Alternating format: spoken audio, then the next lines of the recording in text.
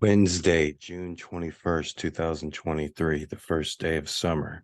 I fed all the street cats in the early morning hours, just like I do every day. I've brought a lot of dry food the past 2 days, as you can see in my videos, because I've been running low on canned food. But unless a national story is written about me, I'm always running low on canned food.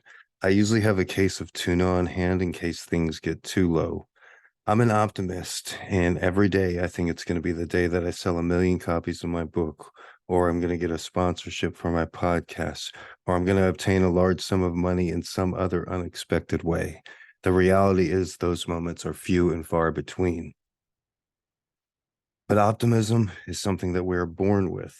It's either in our nature or it isn't.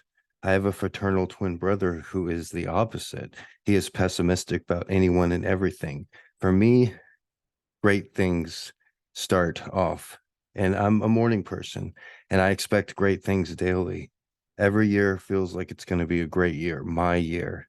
And if that means keeping my head above water, then I guess I'm successful.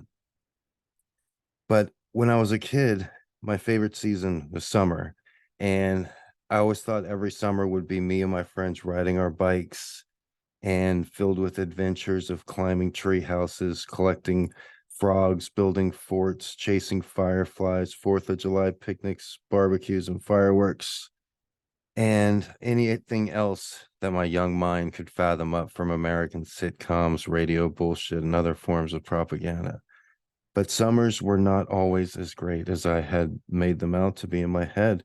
More importantly, they ended so quickly. There weren't many trips to the beach or 4th of July barbecues.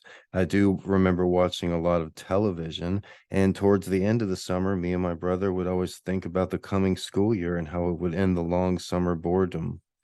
Even if you cannot emphasize enough in life how time flies, especially as you get older. Even the weeks, days, and hours seem to go by faster. That's why it's all about having good work habits and good habits in general. Most of the time, we're just all functioning on some sort of autonomous mode where we are rarely, quote unquote, in the moment. Hell, most people spend a third of their day unconscious. I once read a story about a 30-year-old guy who wanted to appreciate the time he had left in life. So he took a large transparent glass vase and he estimated how many weeks he had left to live according to the average lifespan. By the time he'd filled up the transparent glass vase with marbles, he had put almost 2,000 different colored marbles in there. And it felt like he had a lot of time left, about 4 decades. He even color coded the marbles for each decade.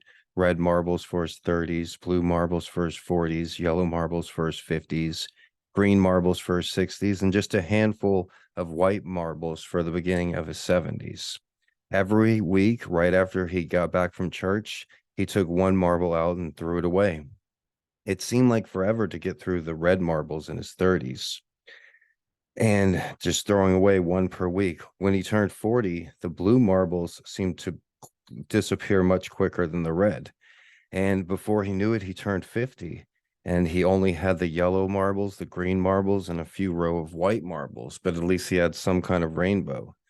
But by the time he knew it, he had turned 60 and the only thing he had left were two colors, a solid stack of green marbles on his 60th birthday and just a couple of white marbles.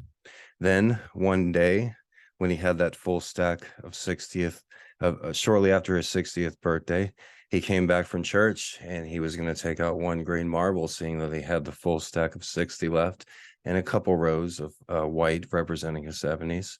And as he took out that green marble, he had a heart attack and fell, and the marbles fell as well and slammed on the floor and crashed everywhere. And the thing is, he went to church every week, but he also drank and he also smoked and he didn't take care of his health.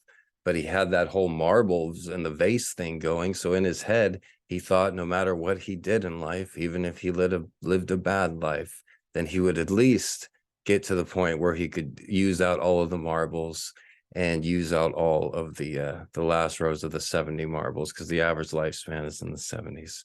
But that's not what happened. The glass broke and he died shortly after his 60th birthday. And my name is Gregory Brandt, aka Mr. G. the truth of the story is I am the guy with the marbles. But it's something that I want to do. I want to get a glass vase, a large one, and fill it with marbles. It's an idea that I had. I hope you enjoyed today's essay. Like I said, check out my book, Gonzo Education. And from me and my street cats, everybody have a great day.